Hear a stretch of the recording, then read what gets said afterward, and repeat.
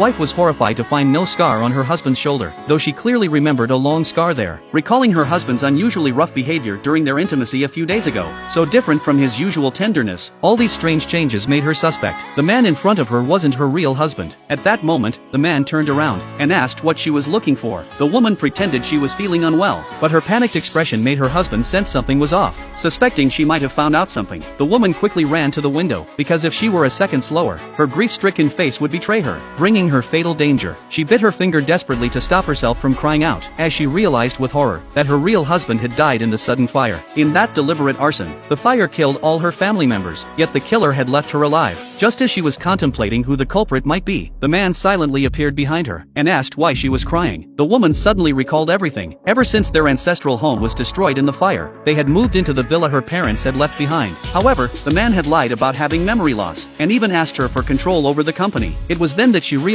the man was after her wealth, because he was the real killer. In despair, she sat on the bed to avoid fainting. The man approached her, feigning concern and asking what was wrong. With her peripheral vision, she noticed the fruit knife behind the man. To save herself, she quickly claimed that she was missing her deceased parents. The man immediately relaxed, comforting her by saying she still had him. The woman lay in his arms, pretending to trust him, but her gaze turned fierce. From that moment, she swore to make the murderer who had destroyed her family pay with his life, to lower his guard. The next day, she bought a gift for her husband. At the moment when the man was most at ease, her revenge began. She recalled the scene of the man making a phone call late at night, suspecting that there was another accomplice. Because the fire was so massive, it was impossible for the man to have both killed and set the fire. So, what she needed to do now was lure out the other killer. A few days later, the woman hired a private detective to find the other killer, and then hired her as a maid in the house, with the goal of setting the two killers against each other. The man, having gained control of her family business by impersonating her husband, had become the CEO of the company. The other killer had gotten nothing in return. The woman suspected the other killer would be resentful, so she decided to exploit the tension between them.